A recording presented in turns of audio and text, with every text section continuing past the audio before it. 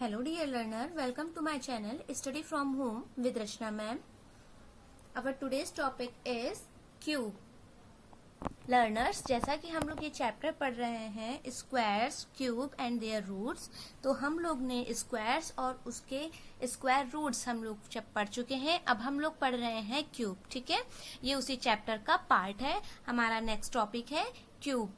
तो मैंने आपको जैसे स्क्वायर में बताया था सेम वैसा ही यहाँ पर हम क्यूब में पढ़ेंगे कि क्यूब क्या होते हैं, और इसके बाद हम लोग पढ़ेंगे नेक्स्ट वीडियोस में कि क्यूब रूट क्या होते हैं. ठीक है, तो बच्चों अगर आप मेरे चैनल पर न्यू है तो इसे सब्सक्राइब जरूर कर लीजिए, क्योंकि मैं आपको डेली ही वीडियो प्रोवाइड करवाती हूँ संडे को छोड़कर.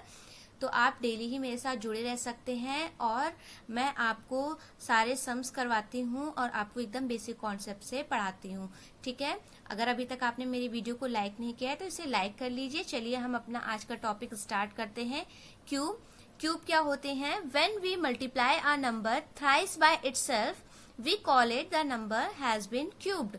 यानी कि जब भी हम कोई नंबर लेते हैं और उसको उसी नंबर से 3 बार मल्टीप्लाई करते हैं, है ना. जैसे जब हम स्क्वायर पढ़ते थे तो स्क्वायर जैसे कोई भी नंबर है, मानिए x है, तो स्क्वायर को उसी नंबर से, यानी अगर वो नंबर x है तो x से ही अगर हम मल्टीप्लाई करते थे तो हमारा वो क्या होता था? स्क्वायर होता था, है ना. वैसे ही क्यूब हमारा क्या होता है? जब हम उसी नंबर को थ्राइस यानी 3 टाइम मल्टीप्लाई कर दें, यानी x into x into x, यानी भी किसी भी नंबर को अगर हम थ्राइस बार यानी 3 बार मल्टीप्लाई कर दें तो जो नंबर हमें मिलता है उसे हम कहते हैं क्यूब है. ठीक है ना. और उसकी पावर जो हम लगाते हैं उसकी पावर हम 3 भी लगा सकते हैं. जैसे x को 3 टाइम्स लिखा है तो यहाँ हम क्या कर सकते हैं? x की power 3, x raise to the power 3. यहाँ पावर 3 हमारा क्या कहलाता है? हम इसे कहते हैं x क्यूब. इसे हम क्या पढ़ेंगे? x क्यूब पढ़ेंगे. ठीक है, जैसे कि देखिए a number x is said to be the perfect cube if there is an integer a such that. ये x हमारा एक x क्यूब कहलाएगा तब जबकि हम a को, कोई नंबर a है मान लीजिए इंटीजर, उसको हम 3 बार मल्टीप्लाई कर दें, a को a से ही. ठीक है ना.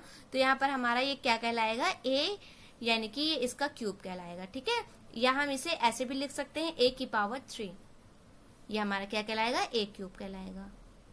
समझ गए ना कि क्यूब क्या होते हैं? क्यूब मतलब किसी भी नंबर को अगर हम 3 टाइम्स लिखें, मल्टीप्लाई करें, जैसे कि मैंने कहा 2, तो यहाँ पर 2 इंटू 2 इंटू 2 अगर कहीं लिखा हुआ है तो हम इसको क्या लिख सकते हैं? 2 raise to the power 3. 1 2 3 time है ना, तो इसे हम क्या कहेंगे? 2 क्यूब.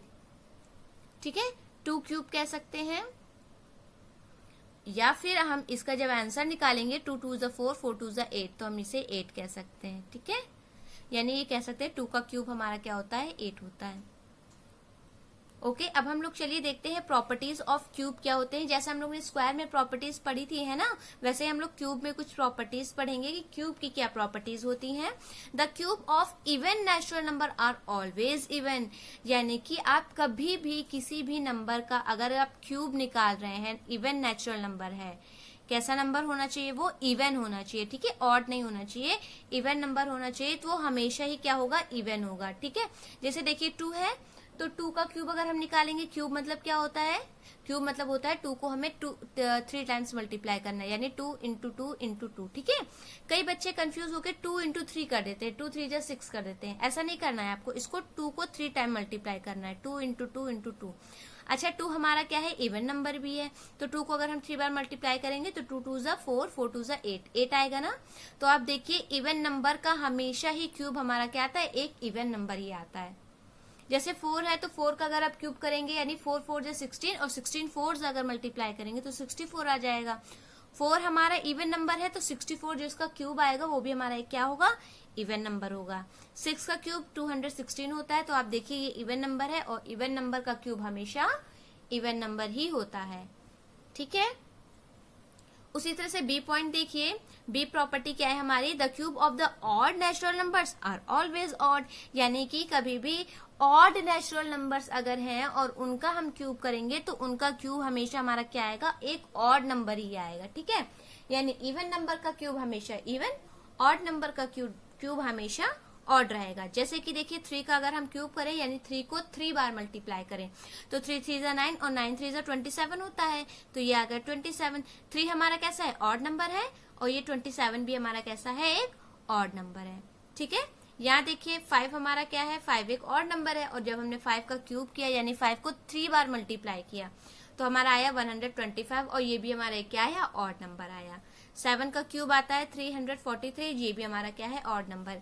तो आपने देख लिया, खुद ही अपने एग्जाम्पल सामने देख लिए कि इवन नंबर अगर है तो इवन नंबर का क्यूब हमेशा इवन नंबर, और ऑड नंबर है तो ऑड नंबर का क्यूब हमेशा ऑड नंबर होता है ना।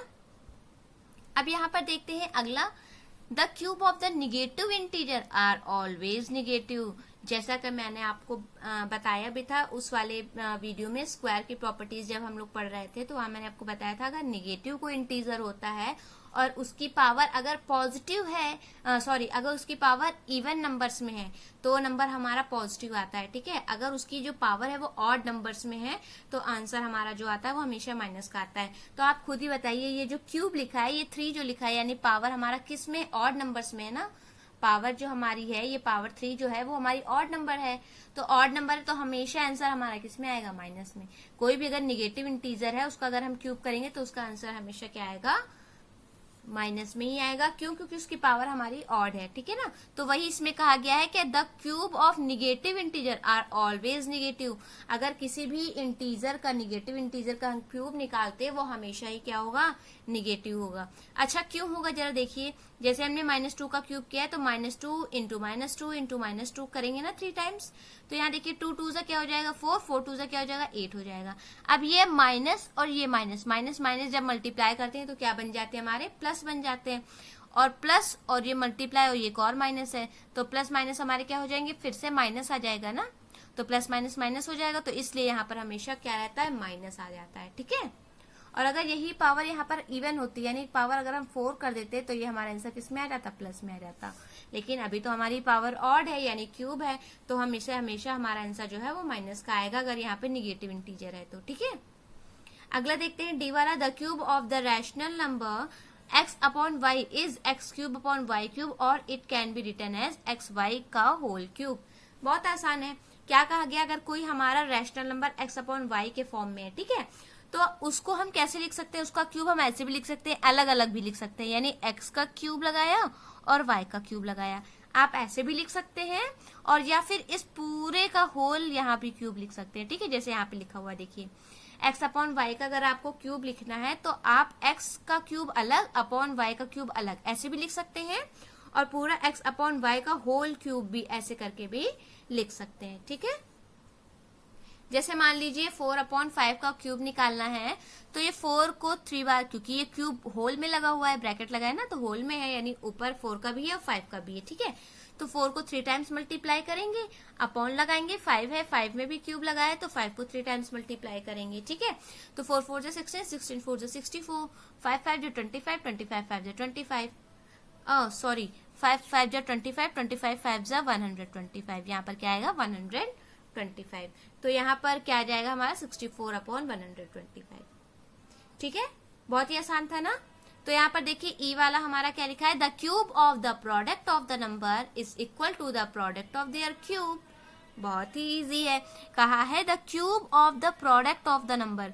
अगर हम किसी भी नंबर का अगर प्रोडक्ट करते हैं और उसका क्यूब करते हैं, ठीक है, यानी जैसे मान लीजिए मैंने किया 2 × 3 कोई भी नंबर, यहाँ x × y उसका क्यूब किया तो किसके बराबर हो जाएगा, x का क्यूब इंटू y का क्यूब, अलग अलग इस तरह से।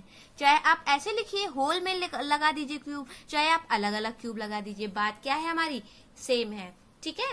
बात हमारी एक ही है, चाहे आप पूरा होल का क्यूब लगाइए चाहे अलग अलग का लगाइए।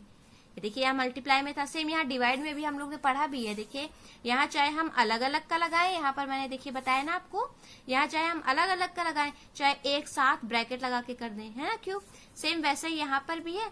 x × y का अगर एक साथ ब्रैकेट लगा के भी कर सकते हैं होल क्यूब, या फिर x क्यूब × y क्यूब अलग अलग भी लिख सकते हैं, ठीक है।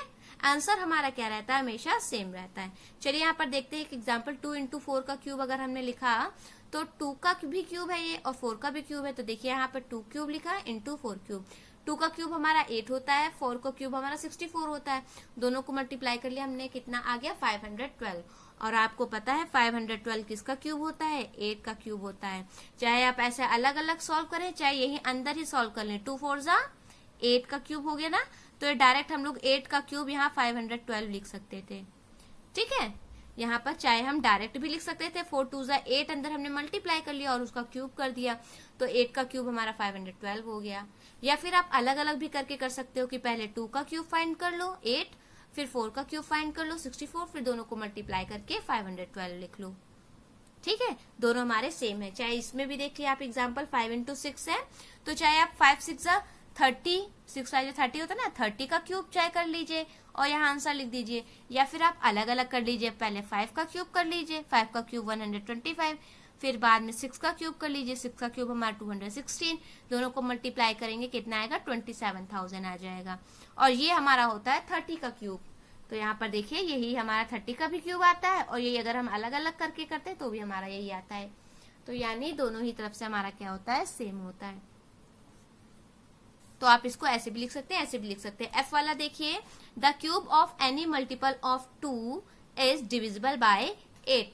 Cube of any multiple of 2, कोई भी अगर 2 का मल्टीपल है नंबर और उसका अगर हमें क्यूब निकालना है तो वो नंबर 8 से हमेशा ही डिवाइड हो जाएगा। जैसे आपने कहा कि 2 का मल्टीपल है 4 2 का मल्टीपल है ना, और अगर आप इसका क्यूब निकालेंगे 4 4 16, 16 4 64, 64, तो ये पता है हमेशा 8 से डिवाइड होगा। 2 का मल्टीपल 6 भी होता है, 6 का आप क्यूब निकालेंगे 216 आएगा, ये भी हमेशा क्या होगा 8 से डिविजिबल होगा, यानी 8 से वो हमेशा ही क्या होता है, डिवाइड होता है।